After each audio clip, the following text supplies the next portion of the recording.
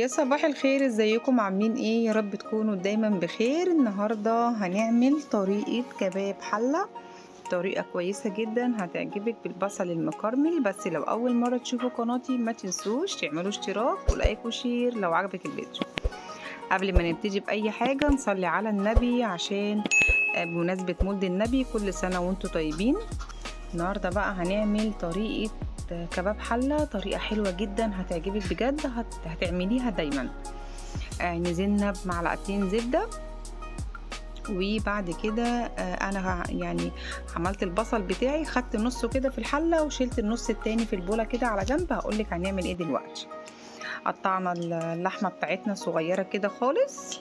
هنزل بقى باللحمة بتاعتي بعد البصل كده على طول، وهشوحها بتاع 10 دقايق. مش هحط اي حاجة دلوقتي خالص.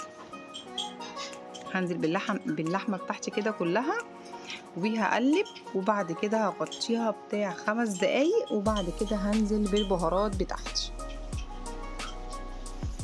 هقلب كده تقليبة كويسة بالزبدة كده بالبصل بكل حاجة، وبعد كده هنزل بالبهارات بتاعتي. البهارات بتاعتي عبارة عن ورق لورا، ومعلقة قرفة، وربع معلقة فلفل اسود، ونص معلقة بهارات اللي هي 7 بهارات، و5 فصوص حبهان.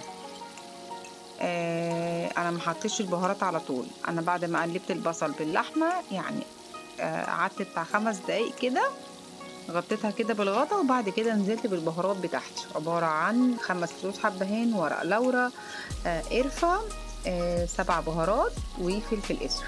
وبعد كده نزلت بنص معلقة سكر. انا مش هحط ملح خالص علشان لو حطيتي ملح في البداية مش هتستوي معاكي وهتطول جدا. ربع معلقة السكر ديت بقى بصي مع البصل هتخليه بقى البصل مكرمل كده مع اللحمة، وحاجة كده بجد تحفة. لو عندك نص معلقة عسل كمان حطيها، بس انا بصراحة ما كانش عندي العسل اللي هو الابيض. كده خلاص هغطيها ربع ساعة بالظبط. بعد كده عريتها بعد الربع ساعة، يعني شلت الغطا وبعد كده نزلت بقى بمية سخنة كده من الكاتل زي كوباية بحالها. هغطي بقى الغطا بتاعها وهستنى تلت ساعة. لو حسيت ان هي لسه اللحمة شادة معايا كده مش عايزة تستوي، هنزل بمية سخنة كمان تاني من الكاتل. تمام. اول ما احس كده ان اللحمة بتاعتي خلاص قدامها ربع ساعة او تلت ساعة وتكون خلاص تمام كده استوت معايا 100%، هنزل بقى بنص البصل بتاعي اللي احنا شلناه على جنب، وهبتدي بقى احط الملح بتاعها كده خلاص، لان هي كده خلاص داخله على سوا. وبعد كده هقلبها بقى كده وهغطيها واوطي عليها كده زي الشمعة، وتبقى كده خلاص بعد تلت ساعة وربع ساعة بالظبط تبقى استوت معايا. كل البصل اللي انت شايفاه ده كل ده مش هتشوفيه دلوقتي، كل ده هيروح دلوقتي.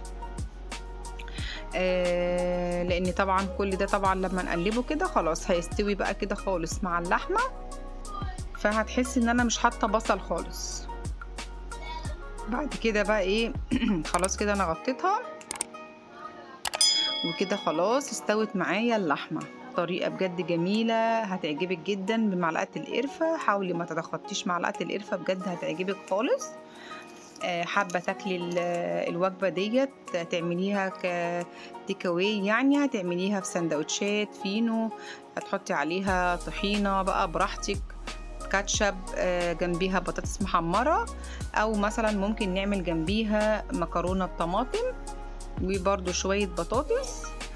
طريقة بجد هتعجبك خالص. ما تنسوش تخشوا تعملوا لي اشتراك وتعملوا لي لايك عشان قناتي تكبر بيكم، وتفعلوا الجرس اللي هي كلمة الكل عشان يظهر لكم كل جديد.